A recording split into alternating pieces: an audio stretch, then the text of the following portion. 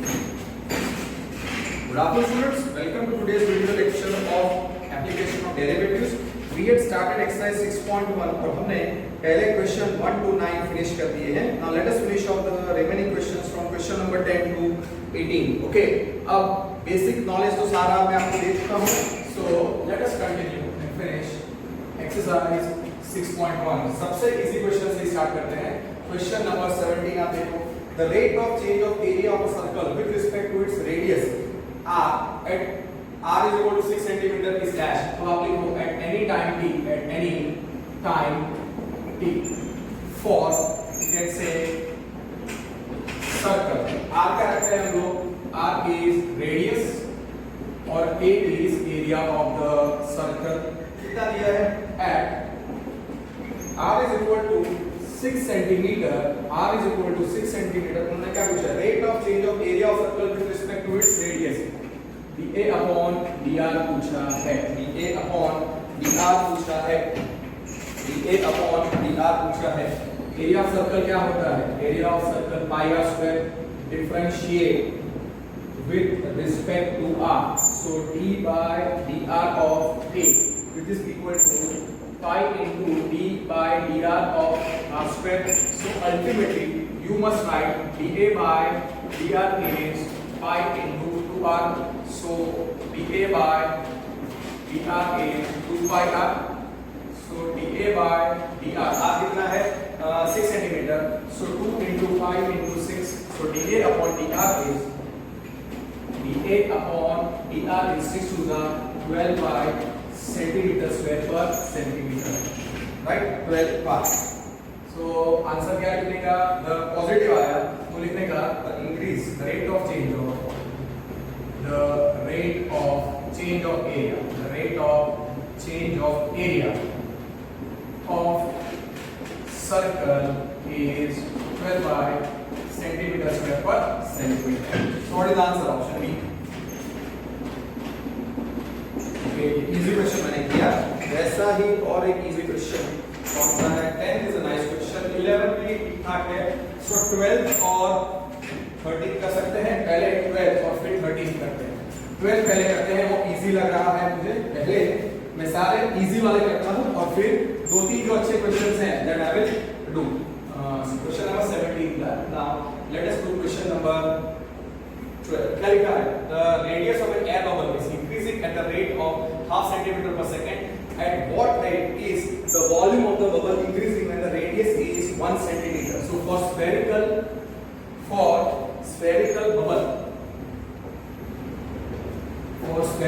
bubble at any time t, क्या रखोगे आप? At any time t. इसका रेडियस दिया है और वॉल्यूम के बारे में पूछा है. r is the radius, v is volume. उन्होंने क्या दिया है? The radius of the air bubble is increasing. So here increasing मतलब positive. So dr upon dt unit पर से पता चलता है. dr upon dt is half centimeter per second. That is given. At what rate the volume of the bubble is increasing when the radius is 1 centimeter? So at r is 1 centimeter, dv upon dt is asked. At r is equal to 1 centimeter, dv upon dt is asked. What is volume of a spherical balloon? 4 upon 3 pi r cube. So differentiate with respect to t. Differentiating with respect to t क्या आएगा? Differentiating with respect to t. Can you recall क्या आएगा? Differentiating with respect to t. अगर हम करेंगे differentiating with respect to t. So d by dt of v 4 upon 3 pi constant into d by dt of r cube. So dv upon dt क्या आएगा students? 4 upon 3 pi into यहाँ पे कैसे करेंगे? d by dr of r cube into dr by dt. Chain rule. So ultimately आपको कैसे लिखना है एग्जाम में? dv upon dt is 4 upon 3 into pi into 3 r square dr by dt. So dv upon dt कितना आएगा? 4 pi r square. So therefore dv upon dt कितना आएगा? 3 gets cancelled. 4 pi r square dr by dt. अब उसमें substitute कर दो, r half है, सो dv upon dt is 4 into pi into half का से सीधा आप लिख सकते हो 1/4 half square into dr by dt, sorry r is 1, my mistake, so 1 square into half, so कितना आएगा आंसर, ध्यान से सब्स्टिट्यूट करना है डेटा वरना पूरा आंसर रॉन्ग आएगा, so 4 into pi into 1 into half, this is given, just simplify it and you get the answer. So ultimately dv upon dt कितना है, 2 1s are 2 2s are, so 2 pi, so answer is 2 pi centimeter cube per minute, centimeter cube per second is 2 pi centimeter cube per second. तो final answer क्या लिखोगे, the volume increases, answer क्या लिखेंगे, the volume increases, the plus में आया इसके, the volume increases at rate of 2 pi centimeter cube per second. Subjective अगर आता है क्वेश्चन 2 या 3 मार्क्स के ऐसे क्वेश्चन तो आप फाइनली ऐसा एक स्टेटमेंट आपको लिखना पड़ेगा, otherwise they can cancel your half mark, ठीक है, नथिंग एल्स। बाकी तो आप 1 मार्क के क्वेश्चन में स्टेप्स थोड़े स्किप करो, easily you can get the answer. Now question number 13 is a very very nice question. A balloon which always remains spherical has a variable diameter 3/2 into 2x plus 1. Find the rate of change of its volume with respect to x. For you can say for spherical balloon at any time t,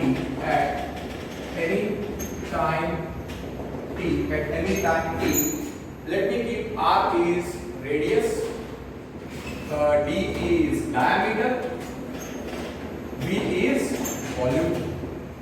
Okay, now what is given here? Diameter कितना दिया है? Here diameter is given as 3/2 into 2x plus 1, that is given. And what they have asked? What is find the rate of change of volume with respect to x? So at d is equal to, okay, जब diameter at d is equal to 3/2 into 2x plus 1, what they have asked? Find the rate of change of volume with respect to x, dv upon dx पूछा है. Okay, now radius क्या होता है, diameter bye 2, तो मैं पहले r निकाल देता हूं, सो r is half into d कितना है 3/2 इनटू 2x plus 1, तो रेडियस कितना हो जाएगा, बिकॉज़ वॉल्यूम का फार्मूला किसमें होता है 4/3 pi r क्यूब, तो मुझे पहले उस रेडियस निकालना पड़ेगा डायमीटर में से इन टर्म्स ऑफ x, फिर मैं वो r सब्स्टिट्यूट कर दूंगा तो मुझे वॉल्यूम का फार्मूला पूरा इन टर्म्स ऑफ x मिल जाएगा, सो रेडियस हो जाएगा 3/4 into 2x plus 1. Now what is volume of a spherical balloon? 4/3 pi r cube, so volume is 4/3 into pi into, you can say 3/4 into 2x plus 1 the whole cube, so volume becomes 4/3 pi, 3 cube 27, okay, 3 into 3 into 3, 3 cube है मतलब 3 into 3 into 3, नीचे 4 cube है मतलब 4 into 4 into 4 into 2x plus 1 the whole cube. Easy रहेगा cancellation, एक 3 cancel हो गया, एक 4 कैंसिल हो गया, 3 3 are 9/16 pi, so 9/16 वॉल्यूम का formula exclusively in terms of x आ गया, so what is volume, 3 3 are 9/16 into 2x plus 1 the whole cube, dv upon dx पूछा है, so differentiate with respect to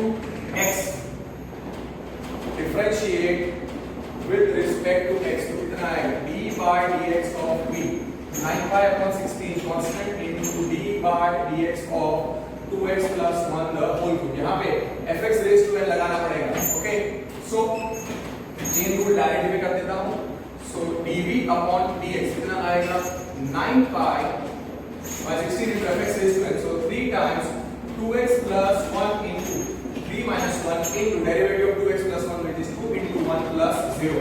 So dv upon dx will be, you can write directly 9/16 into 3 into 2x plus 1 the whole square into 2, and then you can cancel 2 1s are 2 8s are. So what is the answer? 9 3s are 27 by a very good question for easy to mark, or you can say excellent question for MCQ. So dv upon dx, dv upon dx कितना है? 9 3s are 27 pi upon 8 into 2x plus 1 the whole square. I believe this must be the answer.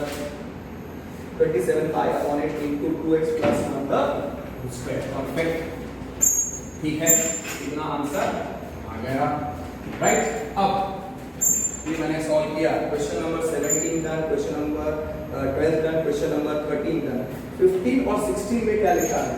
Marginal cost और marginal revenue. Okay, so question number 15 करें, उसके लिए पहले एक note लिख लो.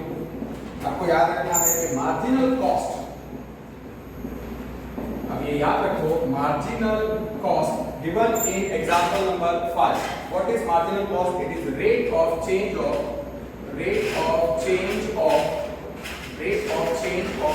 Total cost with respect to output. ये आपको याद रखना है. ओके, पहला पॉइंट ये आपको याद रखना है. What is the marginal cost? Question number 15. So now let us start question number 15. Example number 5 में उन्होंने दिया है the total cost Cx. Here C of x is total cost. Okay, and x, production of x units. मतलब x is equal to number of units produced. X is number of units produced. X is equal to number of units produced. ठीक है. X is equal to C of x is the total cost, and here C of x is total cost, x is number of units produced, मतलब output number of units produced. और हाँ, उन्होंने क्या दिया है? Here C of x का formula कितना दिया है? 0.007 into x cube minus 0.003 x square plus 15x plus 4000. This is given, and they have asked what is the marginal cost when 70 units are produced. So at x is equal to 70, marginal cost they have asked. Marginal cost is equal to question mark. एक बार वापस लिख लो. What is marginal cost? Marginal cost is rate of change of total cost. Rate of change of total cost with respect to output. So can you say marginal cost क्या होगा? dc upon dx. So marginal cost होगा dc upon dx. So marginal cost is equal to dc upon dx. और फिर तो मतलब पहले ये जो c है, c का formula in terms of x, तो आप dc upon dx निकाल दो और फिर उसमें x का वैल्यू आपको 70, x का वैल्यू आपको 70 सब्स्टिट्यूट कर देना है. Here c is total cost का फॉर्मूला कितना था? 0.007 x cube minus 0.003 x square plus 15x plus 4000. So differentiating with respect to x. Differentiate with respect to x. मैं डायरेक्ट कर देता हूँ. ये आएगा dc upon dx. ये कांस्टेंट है 0.007 into 3x square minus 0.003 into 2x plus 15 into 1 plus 0. कितना आएगा? कितना आएगा? dc upon dx. dc एक मार्क के लिए अच्छा क्वेश्चन है क्योंकि मार्जिनल कॉस्ट और मार्जिनल रेवेन्यू होता है. तो dc upon dx कितना आएगा? 1 7 3 are 21. So 21, so 0.021 x square minus 3 plus 6, so 0.006x plus 15. Okay. So add x is equal to 17, at x is equal to 17, marginal cost ऐसे लिखने हैं, at x is equal to 17, marginal cost जो है वो होगा dc upon dx का जो formula है उसके अंदर x की जगह पे 17 सब्स्टिट्यूट कर देना इसके अंदर, that will be what 0.021 into 17 square minus 0.006 into 17 plus 15. 0.021 into 17 square minus 0.006 into 17 plus 15. Perfect. तो ये हो गया हमारा marginal cost when x units are produced. ठीक है? Marginal cost क्या है? dc upon dx पर हमको वैल्यू निकालनी है at 17 units produced. ठीक है? अब ये आप सॉल्व करो और फिनिश करो. क्या आएगा? ओके. 17 का स्क्वायर इट्स 289 into 0.021 तो वो आएगा 6.069 माइनस कितना है 76 ओके 0.006 into 17 76 102 सॉरी 0.006 into 17 कितना आएगा 0.102 plus 15 so कितना आएगा 15 plus 6.069 minus 0.102 so final answer is 20.967 so answer is 20.967 so therefore marginal cost marginal cost is equal to 20.967 is rupees. So marginal cost is rupees 20.96. Okay. अब question number 16 के लिए note लिखो. Question number 16 के लिए note लिखो जो है marginal cost हो गया. अब marginal revenue. What is marginal revenue? Marginal revenue का डेफिनेशन है एग्जांपल 6 में दिया है rate of change of total revenue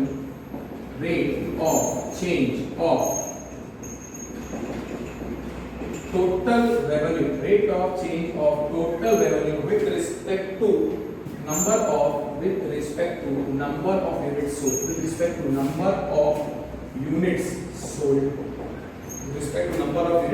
sold okay now question number 16 का आप डेटा अच्छी तरीके से सॉल्व करो and you will get the answer.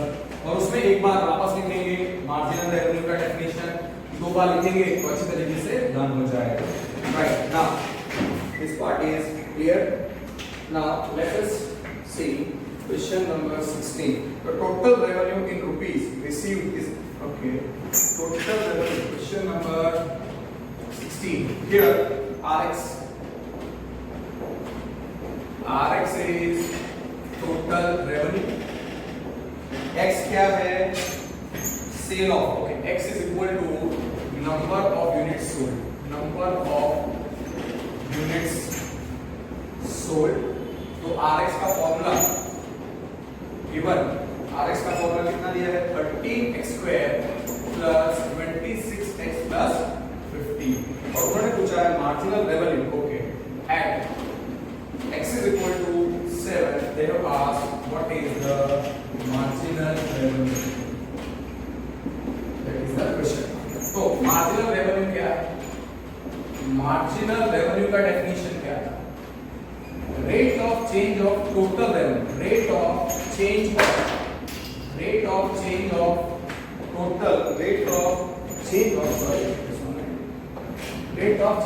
total revenue with respect to number of units sold, तो उस लॉजिक से मार्जिनल रेवेन्यू क्या होगा? dr upon dx normal marginal revenue. So marginal revenue is nothing but dr upon dx. Now RX कितना है rx मतलब you can say rx is r only. Now here total revenue when x units are sold is given as 13 x square plus 26 x plus 15. हाँ तो dr upon dx निकालो. So dr upon dx differentiating with respect to r, differentiate with respect to x कितना आएगा dr upon dx is equal to 13 into 2x plus 26 into 1 plus 0. तो कितना हो जाएगा ये. So therefore dr upon dx becomes 13 to the 26x plus 26. तो marginal revenue पूछा है when x units are sold, तो at x is equal to, याद रखने का आपको, at x is equal to 7 marginal revenue क्या होता है? Marginal revenue is dr upon dx और उसमें dr upon dx एग्री, पर उसमें x की वैल्यू यहाँ पे 7 आपको सब्स्टिट्यूट करनी है. सो dr upon dx is 26x plus 27. So 26 into 7 plus 26. और यहाँ पे हम क्या कर सकते थे कि थोड़ा इजी रखने के लिए wait. So therefore dr upon dx, what I will do is that कितना है 26x plus 26 common x plus 1, much more easy. So ठीक है 26 into x plus 1, therefore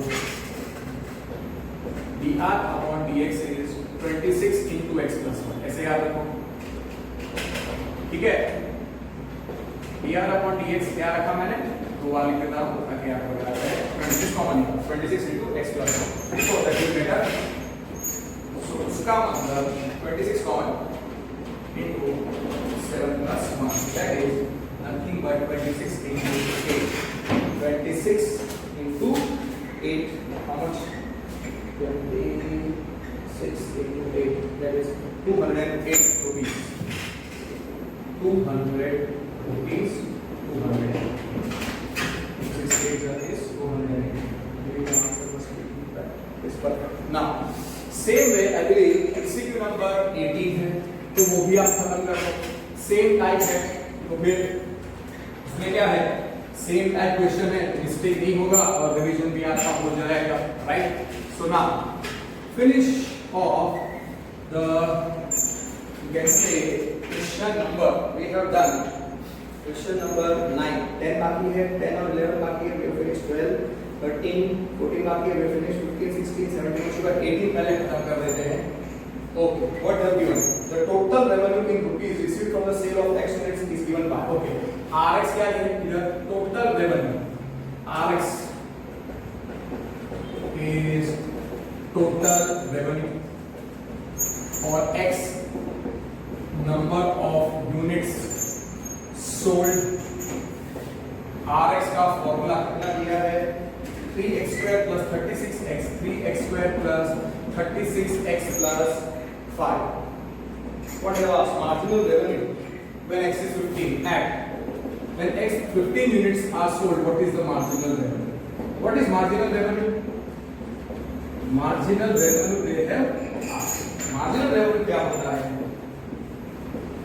Marginal revenue is, don't write the definition, is rate of change of total revenue with respect to number of units sold. So it is dr upon dx.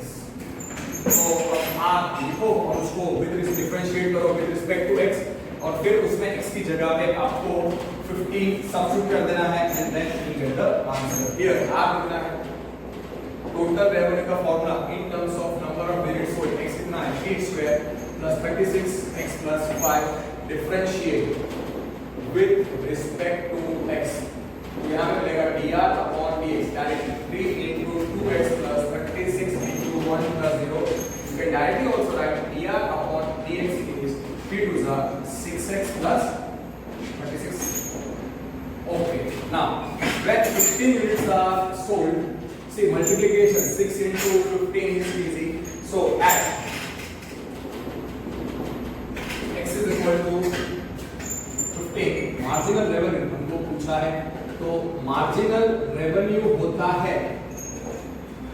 dr upon dx का जो formula है उसके अंदर x की जगह पे 15 substitute करने का, तो r का फॉर्मूला क्या है, dr अपॉन dx क्या है, dr अपॉन dx कितना है 6x प्लस 36, उसमें आप सब्स्टिट्यूट करो, या फिर आप एक बार ऐसे लिखोगे 6x plus 36 at x is equal to 15। अगर डायरेक्टली आपको नहीं समझना है इससे होंगे तो आप मल्टीप्लाई करोगे 6 into 15 plus 36, 15 6 are 90, 90 plus 36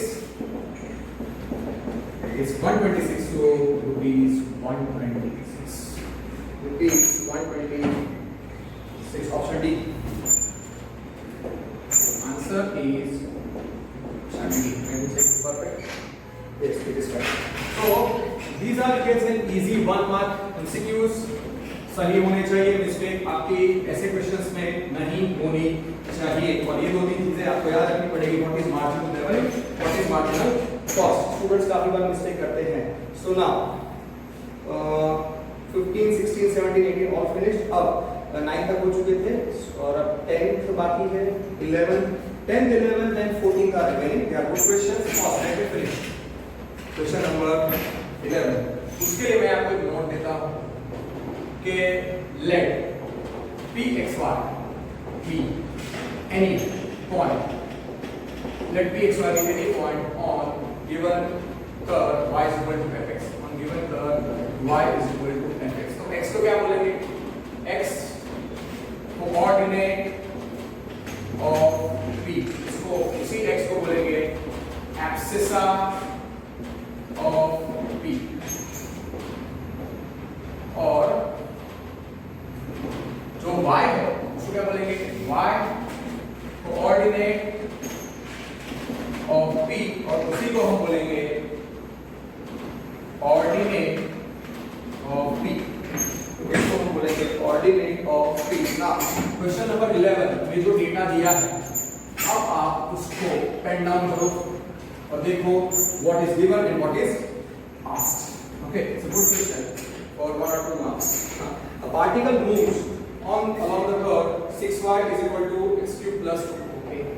So given curve, let pxy be any point on given curve, be any point on given curve. कौन सा 6y is equal to x cube plus 2. 6y is equal to x cube plus 2. Question number again 11. Okay, now what is given at find the points in the curve, मतलब xy ढूंढने हैं at which the y coordinate is changing 8 times as fast as the x coordinate। Here dy by dt, y coordinate is changing। Okay, here y coordinate is changing 8 times as fast as x coordinate। Okay, इतना बड़ा statement आपको लिखना नहीं है, आपको सीधा लिखना है here therefore dy by dt is 8 times dx by dt। Result number 1। Okay, अब और हमको पॉइंट्स ढूंढने हैं, x y ढूंढना है, तो सीधा स्टार्ट कैसे करने का, let pxy be the any point on the curve। okay, and here dy by dt is 8 times dx by dt। इसको रिजल्ट नंबर 1 दे दो। अब जो गिवन कर्व है ना, वो देखो 6y is equal to x cube plus 2। Okay, differentiate करना पड़ेगा with respect to t, तो 6 into d by dt of y is equal to d by dt of x cube plus d by dt of 2। Okay, direct लिखता हूं 6 into क्या आएगा, dy by dt is equal to 3x square into dx by dt plus 0। so we must write 6 times dy by dt is 3x square into dx by dt। 3 और 6 है तो cancel हो जाएगा, तो dy by dt कितना आएगा, 3 by 6, 3 by 6 मतलब half. सो सीधा मैं लिखता हूं, so dy by dt is 3 by 6 x square into dx by dt। so dy by dt हो जाएगा 1 by 2 इन और फिर इक्वेट कर दो ये इक्वेशन नंबर 1 के साथ, आपको पॉइंट मिल जाएगा। सो dy by dt is half into x square dx by dt, that is result number 2. So what we can say now, 2 is equal to 1, so half into x square dx by dt कितना था, 8 times dx by dt, और हाँ dx by dt not equal to 0 है, dy by dt not equal to 0 है, इसके लिए वो cancel हो सकता है। So what we get, therefore we get half into x square into 1 is equal to 8 into 1, x square कितना आएगा, therefore x square becomes 8 into 16, therefore x square is 8 into 16, so x is plus or minus 4.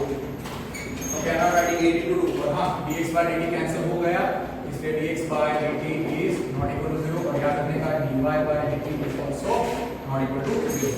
अब x is equal to plus or minus 4 है और point पूछा है, तो here 6y क्या है, 6y था, तो गिवन कर्व था 6y, गिवन कर्व और 6y is equal to 3 plus 2.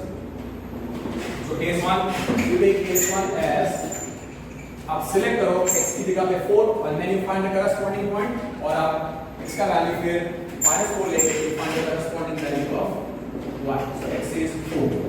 So therefore 6y is equal to 4q plus 2. So 6y कितना आएगा, 4q is 64 plus 2. So 6y is 66. So y is 4q is 64. 64 plus 2 66. So 11. So what is the point? 4, 11. So point क्या होगा? Therefore point xy है 4, 11. ठीक है।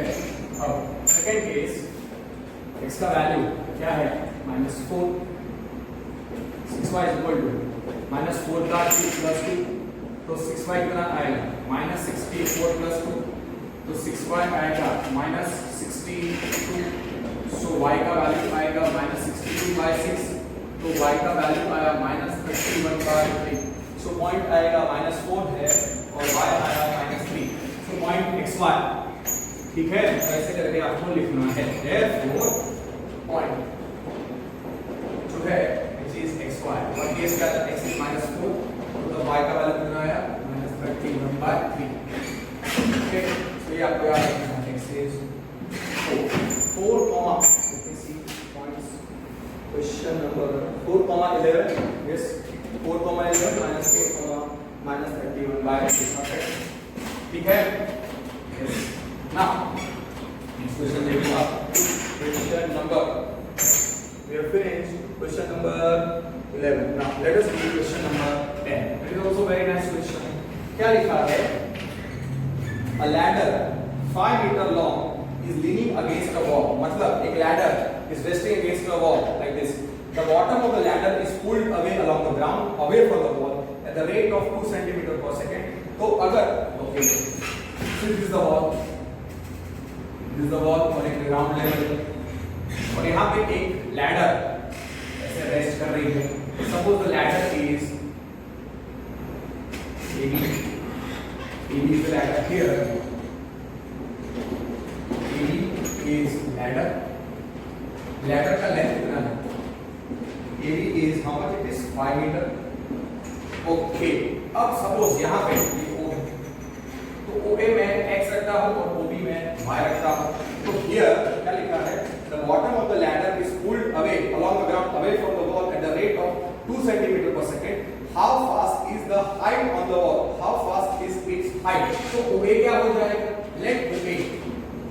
let OA is equal to x, OB is equal to y. तो अगर आप ये expression आपको एग्जाम में लिखने की जरूरत नहीं है, OA is equal to x जो है वो है height of the ladder on the wall, और OB जो y है वो है distance of the foot of the ladder from the wall. और हाँ, ladder ऐसे गिर रही है, तो यहाँ पे x का वैल्यू जैसे जैसे ये ladder लीड्स अवे आगे जाएगी, तो ऑब्वियसली यहाँ पे क्या होने वाला है, ladder ऐसे गिर जाएगी, तो x डिक्रीज होता जाएगा और y इंक्रीज होता जाएगा, तो dx अपॉन dt x का वैल्यू घटेगा यहाँ पे और y का वैल्यू बढ़ेगा। इसके लिए नाउ हियर ए जो हमने x रखा है is height of ladder on wall. Exam में आप नहीं होगे चलेगा। ओबी जो y है वो है क्या foot of the ladder is 4 metre away. Is distance of foot of ladder from wall. Okay, उन्होंने पूछा क्या है कि how fast is the height the bottom here the bottom of the ladder is pulled away along the ground. The bottom of the ladder is pulled away along the ground at a rate of कितना दिया है 2 centimeter per second away from the wall. इसका मतलब here dy by dt दिया है और वो बढ़ेगा, वैल्यू बढ़ेगी y की value, so 2 centimeter per second that is given. उन्होंने पूछा क्या है how fast is it height on the wall decreasing. Obviously when the ladder will be pulled away, ये ladder ऐसे नीचे आएगा तो ये x घटेगा. Yes, तो उन्होंने क्या पूछा है कि how fast is the height decreasing, मतलब at when the foot of the ladder is 4 meter away from the wall, means at y is equal to 4 meter, at y is equal to 4 meter dx upon dt, dx upon dt पूछा है at ये ना। अगर आप ये diagram देखोगे, ये right angle triangle है, तो आप क्या देख सकते हो from figure in right triangle AOB क्या आएगा AO स्क्वायर या OA square plus OB square is AB square. This is x square plus y square is y square. So we get x square plus y square is 25. dx by dt पूछा है तो differentiate करो, differentiate with respect to t. So d by dt of x square को कितना है directly अगर आप differentiate करोगे तो अगर d by dt of x square plus d by dt of y square is d by dt of 25. Now y is constant, so x square का derivative with respect to x क्या है 2x into dx by dt, 2x into dx by dt plus 2y into dy by dt is equal to 0. हमको dx by dt पूछा है, so keep the dx by dt वाला term on the left side. Therefore 2x into dx by dt is minus 2y into dy by dt. 2x cancel, so we are left with x into dx by dt is minus y into dy by dt. This is equal to 1. अब हमारे पास figure कितना था n y कितना था yes y 4 था, yes y 4 है और dy by dt is 2. dx by dt पूछा है तो x को ढूंढना पड़ेगा. now x square plus y square क्या है. ओके अब इस इक्वेशन में हमको y सब्स्टिट्यूट करना पड़ेगा, तो वहां से हमको x मिलेगा y1 x square plus y square. Okay मैं डायरेक्ट वापस नोट लिख देता हूं. हियर y कितना है, here y is 4 metre, dy by dt is 2 centimetre per second और dx by dt पूछा है. ठीक है, तो dx by dt पूछा तो x ढूंढना पड़ेगा. So now y1 x square plus y square कितना था 25. और हाँ डायग्राम में यहाँ पे 5 लिख देना, जो लेंथ ऑफ द लैडर है वहां पे आप 5 लिख देना. सॉरी ओके तो मैंने जल्दी लिखा है. सो x square plus y square is equal to 25. y कितना है 4, so x square plus y square is equal to 25. so x square plus 16 is 25. so x square is 9. तो x कितना मिलेगा 3 और पॉजिटिव है बिकॉज़ लेंथ है ना, तो x is positive. so x is 3 meters. x is 3 meters. तो देखो आपको x मिल गया और y भी मिल गया. तो अब सारे डेटा सब्स्टिट्यूट कर दो. सो नाउ हियर y कितना है 4 मीटर, x कितना है 3 मीटर और dy by dt कितना है, dy by dt है 2 सेंटीमीटर पर सेकंड. तो ये रिलेशन नंबर 2 आप सब्स्टिट्यूट कर दो तो आपका आंसर आ जाएगा उसमें. रिलेशन टू में आप सब कुछ सब्स्टिट्यूट कर दो. सो x into dx by dt is minus y into dy by dt. Okay, substitute and you will get the answer. As far as that is a nice question. X कितना है? X आया 3 into dx by dt. We don't know which is minus y. So minus 4 into 2. So ultimately 3 times 4 is 8. So dx upon dt कितना है? Minus 8 by 3. 4 into 2 minus 4 into minus 8 minus 8 upon 3. So minus 8 by 3. Unit क्या रहेगा? जो dy by dt का है centimetre पर second. उसका मतलब उसका वैल्यू नेगेटिव आया तो उसका मतलब height of the ladder decreasing at the rate of. समझे आप? नेगेटिव आया मतलब क्योंकि ladder is falling like this, तो हाइट कम होगी. So that's why calculate the height. The height question क्या पूछा है? How fast is the height on the wall decreasing? The height is decreasing. The height is decreasing at rate of decreasing आ गया. इसे minus का sign देने की जरूरत नहीं है. 8 by 3 centimetre per second. That is अगर चेंजेस लिखते हो the height of ladder on wall changes अगर लिखता हूँ changes at rate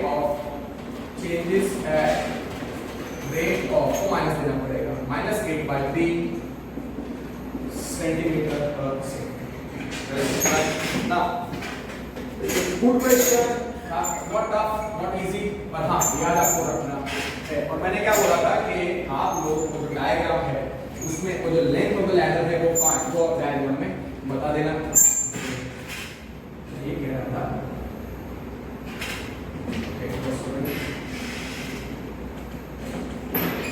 Okay, AB was the ladder by x था. डिक्रीजिंग यहाँ पे आपको और यहाँ पे O था. ये सारे आपको पता. ठीक है. Now question number 14. Sand is pouring. Sand is pouring from a pipe at the rate of 12 centimeter cube per second.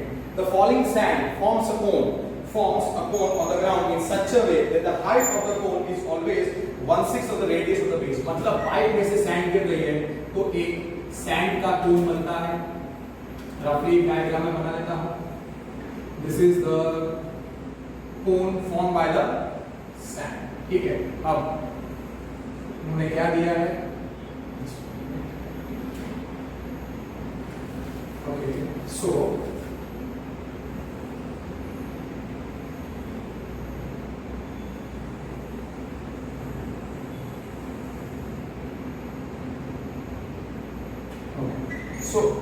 क्या लिखा है? The sand is falling. The falling sand forms a cone. Okay, so at any time t, मैं क्या लिखता हूँ? At any time t for conical cone of sand. Cone of sand. मैं क्या लिखता हूँ? H is the height. R is the radius of the circular base. That is understood. L is the slant height. और V is the volume. V is volume. This is the height. This is the radius, and this is the slant height. Okay. So, now what they have given? Sand is pouring from a pipe at the rate of 12 centimeter cube per second. Here, dV upon dt. 12 centimeter cube मतलब change in volume. 12 centimetre cube पर second मतलब centimetre cube पर second मतलब volume upon time है मतलब dv upon dt is here. The falling sand forms a cone in such a way that height of the cone is 1/6 of the radius of base. So here h is equal to 1/6 of r. क्या पूछा है? How fast is the height of the sand increasing when the height is 4 centimeter? dv upon dt है. Also height of the cone is 1/6 of the radius. Okay, और उन्होंने पूछा है कि at h is equal to 4 centimeter, how fast is the height of the sand cone increasing? dh upon dt which होता है 61 also given. अब आपको पता है what is volume of now volume of a cone. Now here volume of cone क्या होता है 1/3 pi r square h 1/3 pi r square h. Okay, what is volume of cone 1/3 here volume of cone is 1/3 pi r square h.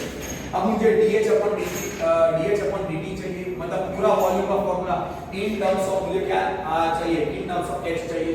Now result number मान लीजिए.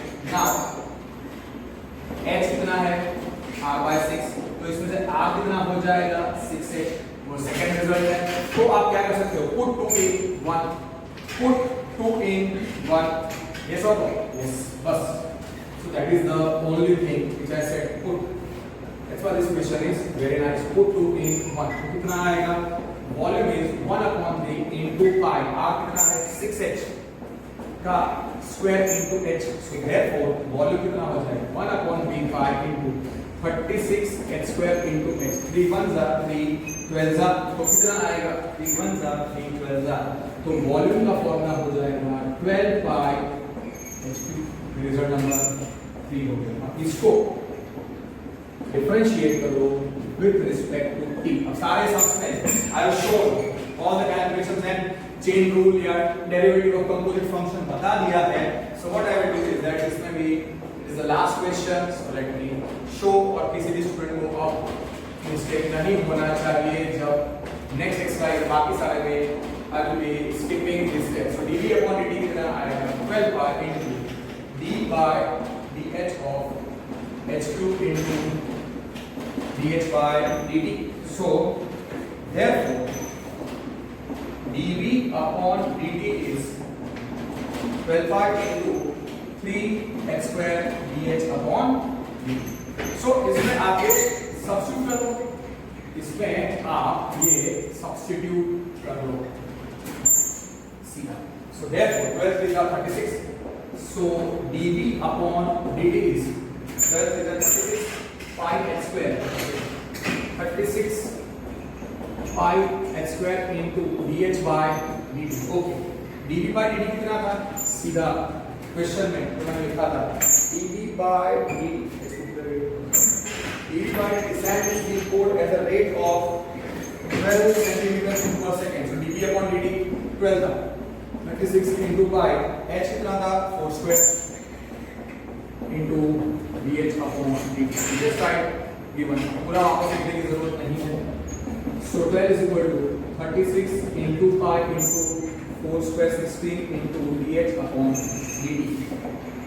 So dh upon dt कितना आएगा 12 upon 36 into pi into 16. 12 1s are 12 3s are 16 3s are 48. So 1 upon 48 pi कितना आएगा 1 upon 48 pi. So dh upon dt final answer unit के साथ लिखने का dh upon dt is dh upon dt is 1 upon 48 pi centimeter per second. Centimeter per second. So height is increasing at the rate of height is increasing. So height increases at rate of positive rate is increases at rate of 1 upon 48 pi centimeter per second. अब एक note लिखता हूँ. Suppose इसी question में ऐसा पूछा हो, how fast is the height of the sand cone? How fast is the height as well as the radius of the cone are increasing? तो मतलब dh upon dt भी पूछा है और dr upon dt भी पूछा है. अब आप इसको लंबा चौड़ा करने की जरूरत नहीं है. Here h कितना था 1/6 of the radius of base मतलब r/6 था. तो r कितना था 6h. r कितना था 6h. तो सीधा इसको कर दो आप differentiate with respect to t कर दो. Differentiate with respect to t कर दो. सीधा कितना आएगा d by dt. अब r लिखने की जरूरत नहीं है. सीधा you can write okay differentiate with respect to t d by dt of r is equal to 6 times d by dt of h. बोला बोलते हैं वो मतलब नहीं है dr upon dt will be 6 times dh upon dt. dh upon dt है, so dr upon dt will be 6 into 1 upon 48 6 1 जा 6 8 जा, so 1 upon 8 pound. Clear? So therefore dr upon dt I have 1 upon 8 by unit centimeter per second. क्या लिखेंगे? So radius increases at rate of 1 upon 8 pi centimeter per second. This can be extra question. Okay, how fast are the height and the radius both increasing when the height is given? तो आपको फिर h की जगह पे वो substitute करने की जरूरत नहीं है और लंबा चौड़ा करने की जरूरत नहीं है. Once you found dh by dt और r is equal to 6h है, so you can easily get dr upon dt. This part is clear. Now, okay, so I believe सारे questions हो चुके हैं. Yes, so we have finished this exercise. कोई question नहीं रहता है. Yes, let me just check. कल 9 तक हो गया था, 9 हो गया, ladder 10th था, article 11 12 हो गया, 13 हो गया, 14 right now, 15 16 17 18. So see, that finishes the first exercise of application of derivative. It is relatively very easy. Just 1 minute.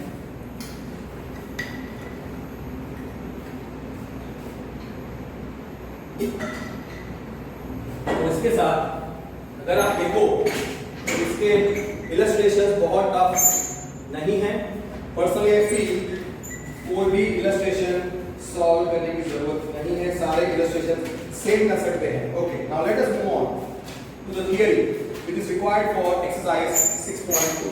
Late us move on to the theory which is required for exercise 6.2. Just 1 minute.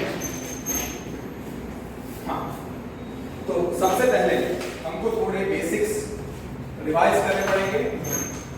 सबसे पहले कुछ definitions हैं और एक दो theory है, और ऐसा होगा तो उसको एक दो बार लिख लेंगे तो आपको फायदा होगा. First is increasing function. Increasing function, increasing function. अब तो याद होना चाहिए, हम ऑलरेडी कर चुके हैं. For all x1 x2, for all x1, x2 which belong to domain of f, domain of f, if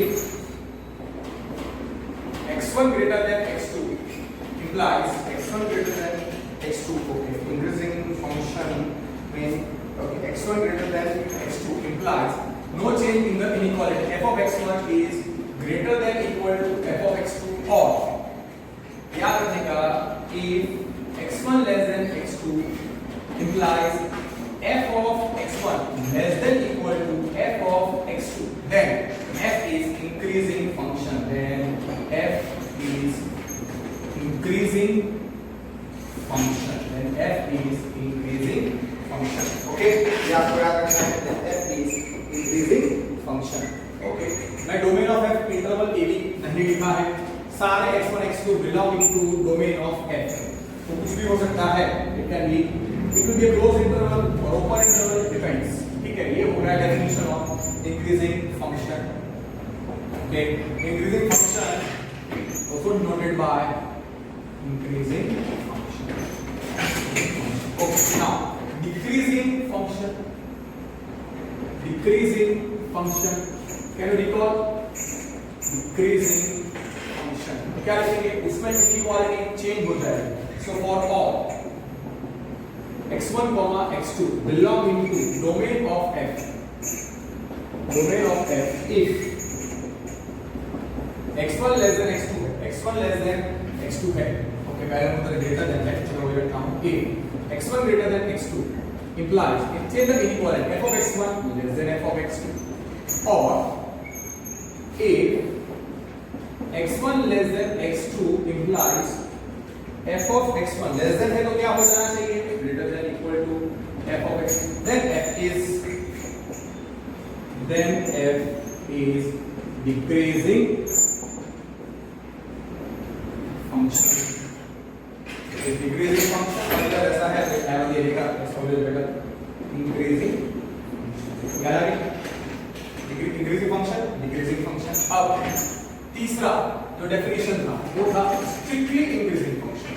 पहला डेफिनेशन जो था वो था strictly increasing function, strictly increasing function. Okay, तो उसके लिए for all x1 x2 strictly increasing function, इसमें ये इक्वल टू का सिंबल नहीं आएगा, बाकी सब सेम रहेगा। तो for all x1 x2, for all x1 x2 belonging to domain of f, domain of f, if x1 greater than x2 implies f of x1 greater than f of x2, or if x1 less than x2 implies f of x1 less than f of x2, then f is strictly increasing function। Okay, तो ये याद हो गया। अब fourth definition क्या याद होगा? Can you recollect? Strictly increasing function, strictly decreasing function, ये सब आपको याद रखना पड़ेगा। अगर ये एकदम छोटा सा एक टॉपिक है और अगर एक छोटी सी थियरी है और उसमें बेस पूरी एक्सरसाइज है, for all x1 x2 belong in domain of f, decreasing और स्ट्रिक्टली डिक्रीजिंग में अगर मैं स्ट्रिक्टली इंक्रीजिंग और स्ट्रिक्टली डिक्रीजिंग फंक्शन अप्लाई करूं या हटाऊं, इनइक्वालिटी चेंज हो जानी चाहिए। So if x1 greater than x2 implies क्या करना चाहिए? f of x1 less than f of x2, or if x1 less than f of if x1 is less than x2 implies strictly decreasing में क्या होना चाहिए? f of x1 greater than खाली आना चाहिए f of x2, then f is strictly decreasing function, then f is strictly decreasing function। Clear? Right, चार definition हो गए जो आपको अच्छी तरीके से याद होने चाहिए। उसके बाद कांस्टेंट फंक्शन, कांस्टेंट फंक्शन क्या था? कांस्टेंट फंक्शन क्या था? कांस्टेंट फंक्शन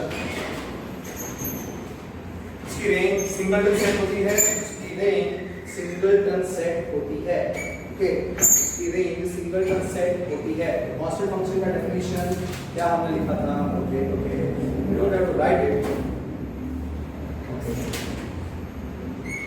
कांस्टेंट फंक्शन में क्या लिखेंगे? Just one minute, let me C.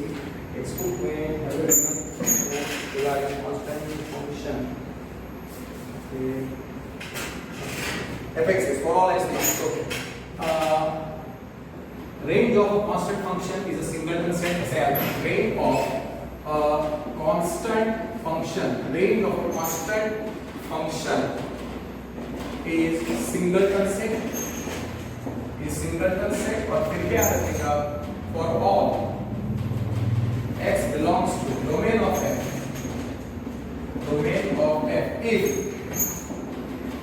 f of x क्या होना चाहिए? c, for all x if f of x is c, या वैसे लिखता कि f from a to b, okay चलेगा। for if सीधा लिख देते हैं, if f of x सीधा है तो if f of x is c for all x, for all the x, for all the x which belong to domain of f, मतलब कोई भी x के लिए, सारे x के लिए f of x क्या आना चाहिए? c, then f is a constant function। ये आपको पता है, this we have done in detail in 11th standard as well as during the revision of whole important points which I gave for continuity and differentiation। f is constant function, f is constant function। ये आपको याद रखना है। और उसका range क्या आएगा? Set containing c, single set हो जाएगा। इसलिए वो थियोरेटिकल डेफिनेशन भी दे दिया और मैथमेटिकल डेफिनेशन भी दे दिया। तो ये सारे आपको पता है पांचों point, increasing function, strictly increasing function, decreasing function, strictly decreasing function, constant function. अब हमको क्या एप्लीकेशन करना है? Application of derivative to find out whether a given function is increasing function or a given function is decreasing function, या strictly increasing function है या strictly decreasing function है या constant function है। उसके लिए application of derivative का क्या रोल है? Okay, so that is, I will say theorem number 1 they have given as theorem number 1। theorem number 1 is f is the given function f is continuous, f is continuous on closed interval a and f is differentiable, आपको पता है open interval पे होना चाहिए, f is differentiable on open interval AB. Okay, first point आपको याद रखना है कि आपको क्या याद रखना है, डबल इंप्लीकेशन में f is increasing, तो आपको याद रखना है double implication f dash x is greater than equal to 0 for all x belonging to open interval AB, for all x which belong to open interval AB. Just one minute.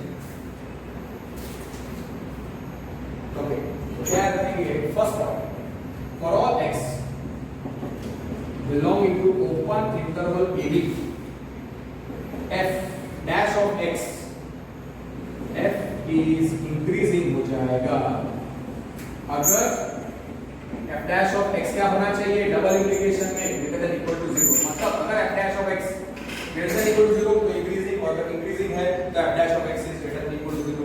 Second point, for all x belong to open interval AB, f is decreasing,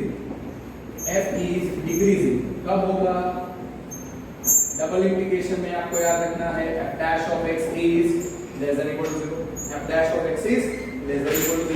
अब फिर तीसरा result, for all x belonging to open interval AB, f is strictly increasing, कब होगा, f is strictly increasing अगर f dash of x is greater than 0, ये याद रखना, f dash of x is greater than 0. Fourth rule, for all x which belong to open interval AB,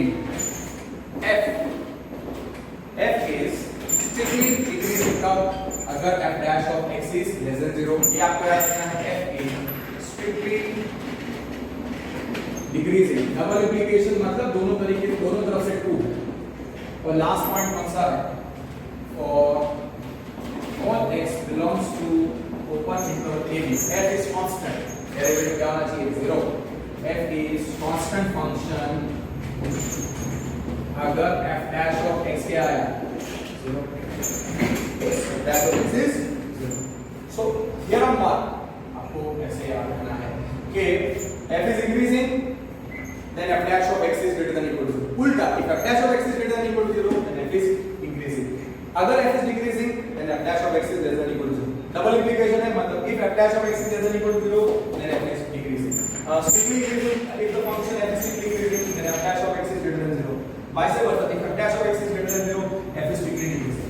If f is strictly decreasing, sorry यहाँ increasing, if f is strictly increasing f dash x is greater than 0. If f dash x is greater than 0 f is strictly increasing. If f is strictly decreasing then f dash of x is less than 0. If f dash of x is less than 0 then f is strictly decreasing. If f is constant function f dash x will be 0. If f dash of x is 0 then f is constant function. So that is the whole theory which you must remember. तो आपको अच्छे तरीके से ये सारे points अगर learn हो गए तो आपको ये एक्सरसाइज इजीली आ जाएगी, राइट. आपको खाली इतना ही थ्योरम नंबर 1 का ये रिजल्ट याद रखना है और इसी के बेस पे पूरी एक्सरसाइज 6.2 है. Just 1 minute.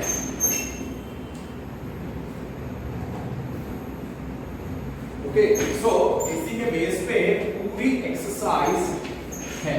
तो अब इसको हम वापस एक बार लिख लेते हैं, तो that will be much better. You can understand theorem 1.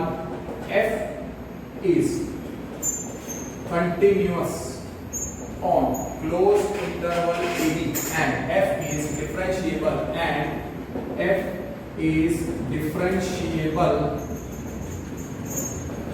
on open interval AB. ठीक है. अब फर्स्ट रिजल्ट क्या स्टेटमेंट था, f is for all f is increasing, मतलब for all x which belong to the domain, इसका domain है closed interval AB, for all x belongs to open interval AB, f is increasing. अगर f is increasing, if f is increasing then f dash of x is greater than equal to 0. Other way around, if f dash of x is greater than equal to 0 then f is increasing. फिर second, for all x belongs to open interval AB if f is decreasing function. If f is decreasing function, then what I can say? I can say f dash of x is less than equal to 0. And other way around, if f dash of x is less than equal to 0, then I can say f is decreasing function. Third, for all x which belong to open interval AB, क्या हम याद रखेंगे? f, if f is strictly increasing function, then I can say f dash of x is greater than 0. Other way around, if f dash of x is greater than 0, then I can say f is strictly increasing. Fourth point, for all x belongs to open interval AB, f is strictly, if f is strictly decreasing, then I can say f dash of x will be less than 0. Other way around, if f dash of x is less than 0, then f is strictly increasing. Or last one, for all x belongs to open interval AB, if f is constant function, then f dash of x will be 0. Or ulta, if f dash of x is 0, then if f dash of x is 0, if f dash of x is 0, then f is constant function. Okay, तो ये 5 points मैंने आपको 2 बार लिख के दिए. अच्छे तरीके से आपको इसको अच्छे तरीके से खाली 1-2 बार पढ़ना है और लर्न कर दो. It's better you right third time. तो ये 5 पॉइंट्स आपको लर्न हो जाएंगे. इसी 5 पॉइंट्स में exercise 6.2 is based. So it is not a very you can say high 5 points which are required. और हां, strictly okay. Now increasing function का definition. Increasing function, okay, increasing function for all x1 x2, for all x1 x2 which belong to domain of f. ये याद रखना पड़ेगा. It is important. That's why writing if x1 greater than x2, inequality change नहीं आना चाहिए. Implies, okay, double implication में भी आप देख सकते हो. Double implication, if x1 greater than x2 implies strictly increasing function apply करने पर inequality change नहीं आएगी और इधर greater than equal to आ जाएगा. Greater than equal to f of x2. or if x1 less than x2, double implication strict increasing function है इसलिए inequality change नहीं होगी और यहाँ पे less than equal to आ जाएगा. Less than equal to f of x2, then f is increasing, f is increasing function. Okay, अब decreasing function का definition लिख दो. Decreasing आपको याद रखना है खाली कि increasing function आप अप्लाई करो या हटाओ inequality चेंज कर देने की. less than और increasing है greater than becomes increasing function apply करने पर greater than becomes greater than equal to और less than becomes ये इंक्रीजिंग फंक्शन में f अप्लाई करने पर less than becomes f of x2 less than equal to f of x2. और यहां पे अगर मैं you look it like this, अगर मैं यहां पे इंक्रीजिंग फंक्शन हटाता हूं तो greater than becomes greater than equal to हटा देता हूं और इनइक्वालिटी चेंज नहीं होगी. सेकंड डेफिनेशन क्या है? Decreasing function. Okay, decreasing function. तो उसमें क्या रखने का था? For all x1, x2 which belong to domain of f, if x1 greater than x2, तो क्या होना चाहिए? Double integration f of x1 decreasing function है इसलिए इनइक्वालिटी चेंजेस और लेस देन में लेस देन इक्वल टू आ जाना चाहिए. फंक्शन के टाइम पे लेस देन इक्वल टू आना है. और तीसरा definition if x1 less than x2, double integration क्या आएगा? f of x1 is greater than equal to f of x2, then f is decreasing function. ठीक है? ओके. थर्ड डेफिनेशन क्या था? strictly increasing function.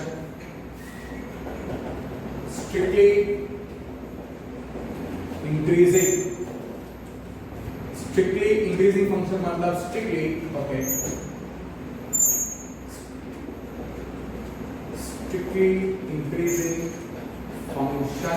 ओके, तो उसमें क्या लिखेंगे, for all x1 x2 belonging to domain of f, if x1 greater than x2, double implication f of x1 greater than becomes greater than remains greater than only, or if x1 less than x2, double implication x1 or less than remains less than only. So if x1 less than x2, then f of x1 is less than f of x2, then f is strictly increasing function, then f is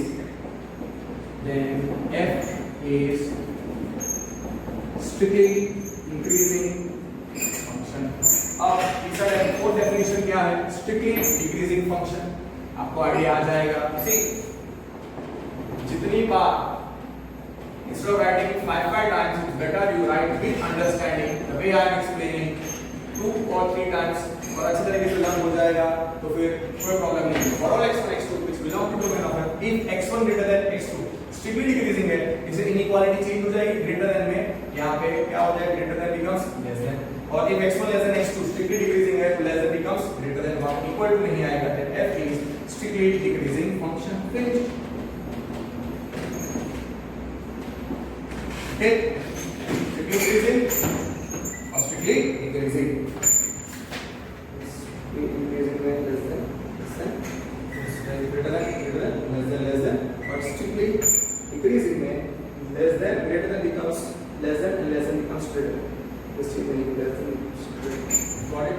और हाँ, constant function में क्या था, f of x is a constant for all x which belong to domain of f, right। तो उसका range क्या होता है, सिंगलटन सेट, सिंपल। सो और फिफ्थ डेफिनेशन जो थी वो है constant function.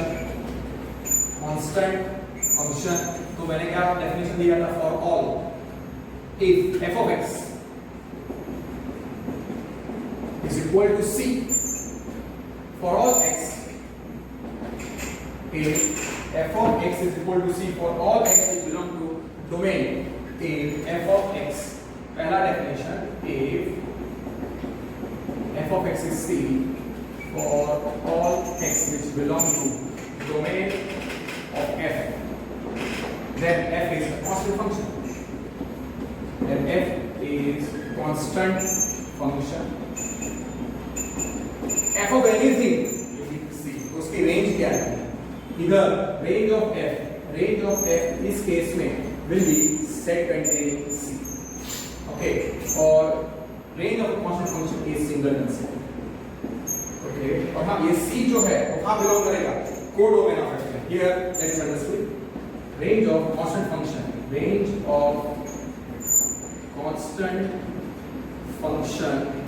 is singleton set।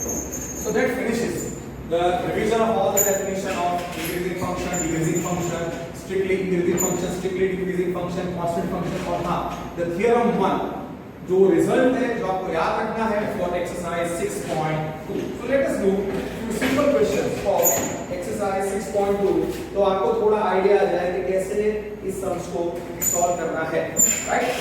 So let's see if I can solve 1 or 2 easy questions, okay। Yes, we can solve 2 easy questions. Exercise 6.2.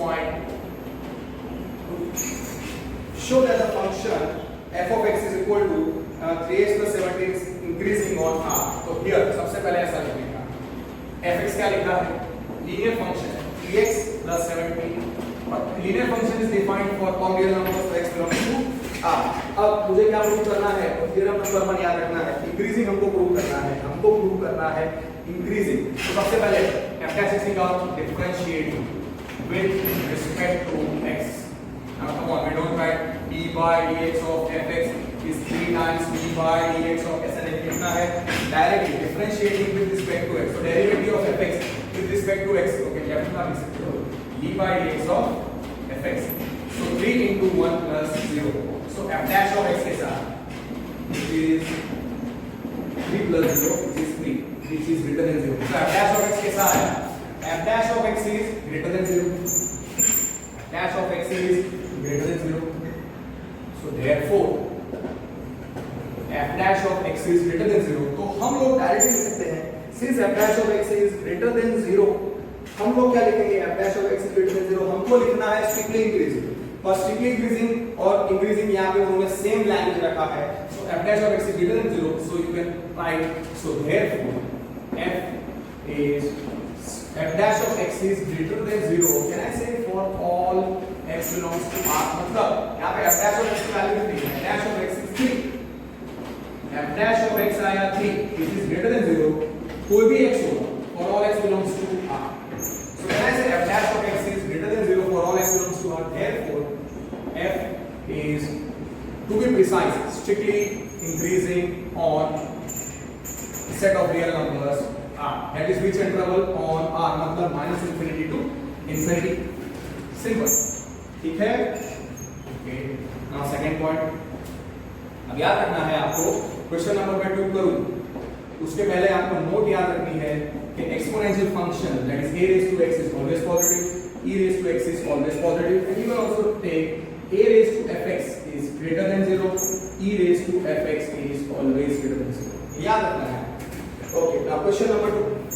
Show that the function fx is e raised to 2x is increasing on R. Okay. और हाँ, exponential function e raised to 2x is defined for all x belongs to R. तो इन्होंने यहाँ पे simple function दिया है fx. Here fx कितना दिया है?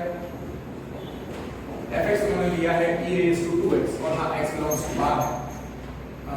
e raised to 2x यहाँ पे x belongs to R है. तो डिफरेंशिएट, सबसे पहले उसको डिफरेंशिएट करो with respect to x. Differentiate with respect to x. So d by dx of fx is equal to d by dx of e raised to 2x. Application of derivative, मतलब derivative के सारे basic formula आने चाहिए. So f dash of x कितना है? e raised to fx का derivative e raised to fx मतलब e raised to 2x into derivative 2x raised to into 1. So f dash of x क्या आया? 2 times e raised to 2x. अब मैंने आपको क्या बोला कि a raised to fx is greater than 0, e raised to fx is greater than 0. So क्या याद रखेंगे? इसको रिप्लेस करो. For all x belongs to R, for all x belongs to R, can I say exponential function e raised to 2x positive. अगर मैं 2 से multiply करूं तो पॉजिटिव नंबर है, इसमें इनइक्वालिटी चेंज नहीं होगी, इज ग्रेटर देन 2 into 0. सो कैसे दोनों बाजू 2 से मल्टीप्लाई कर दो, इनइक्वालिटी चेंज नहीं होगी. सो 2 times e raised to 2x is greater than 0. What is 2 times e raised to 2x? So f dash of x is greater than 0. So can I say f dash of x is greater than 0 for all x belongs to R? इसका मतलब ये function क्या हो गया?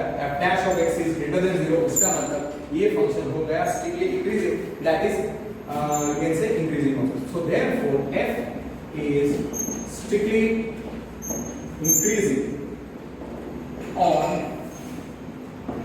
R. Directly को strictly increasing या आप लिखो increasing.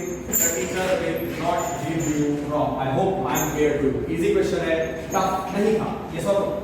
Okay. So now ऐसा और एक question है, let me see easy so that you can understand. Just 1 minute.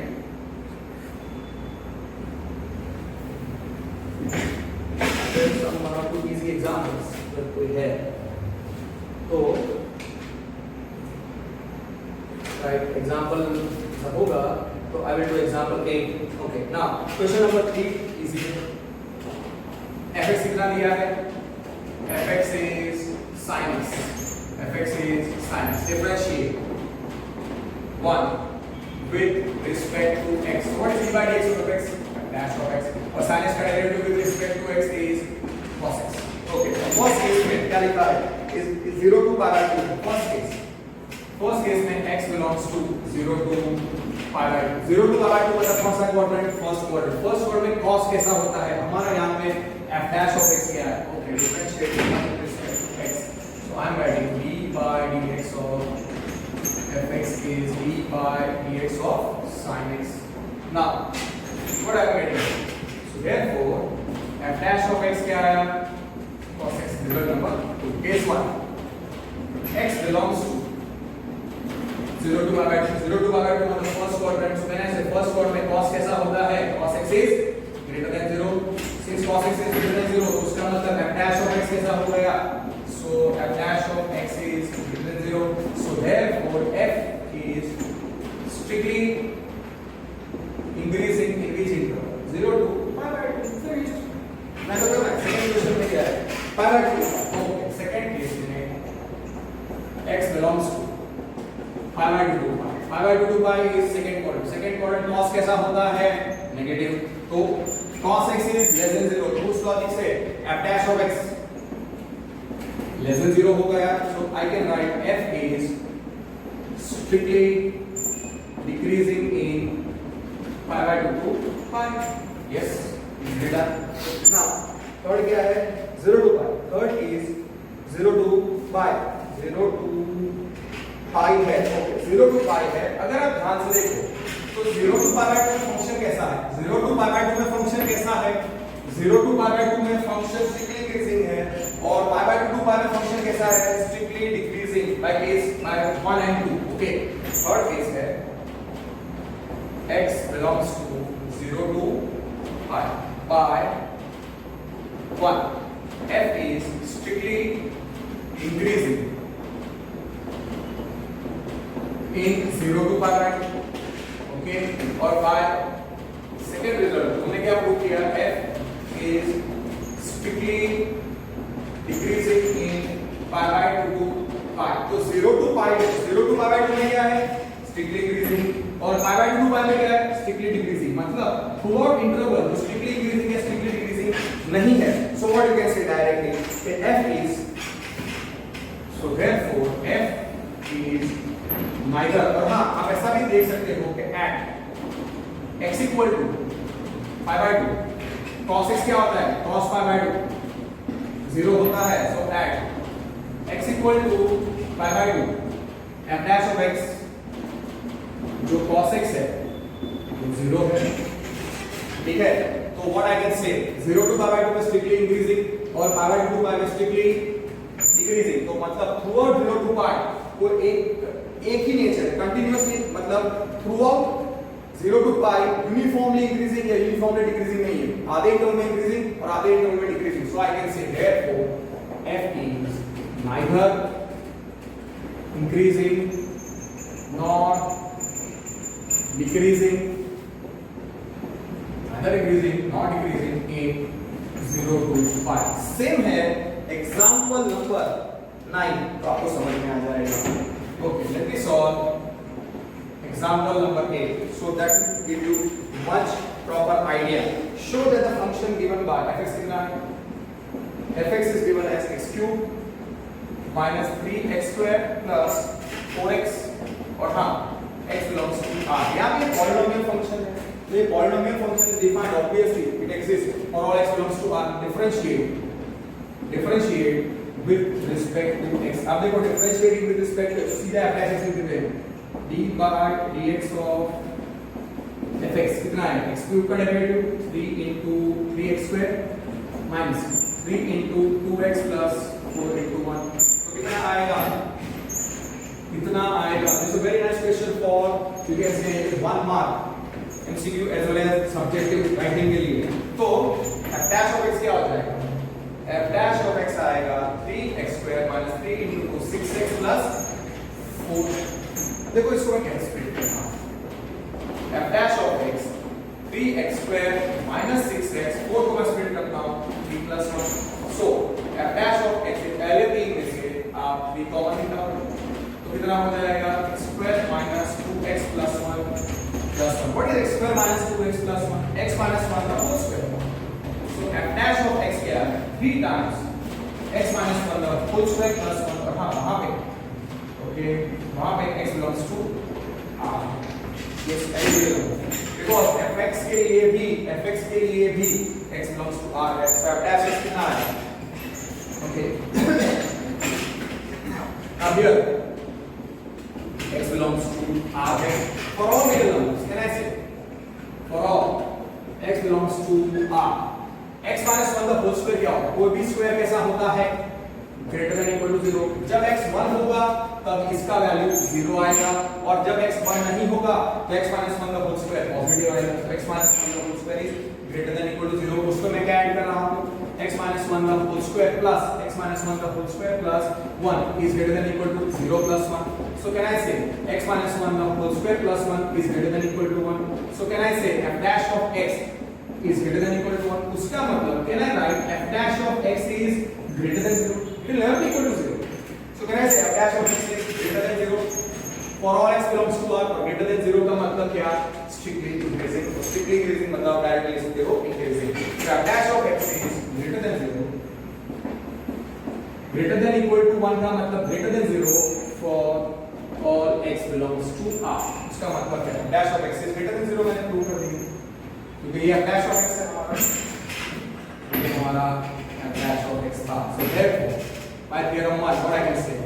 F is strictly increasing on R. That is आप लिख सकते हो F is increasing on R. Not a problem. ठीक है? So F is increasing on R. F is increasing on R. That is question number, example number 8 based on this theorem. I hope I am clear.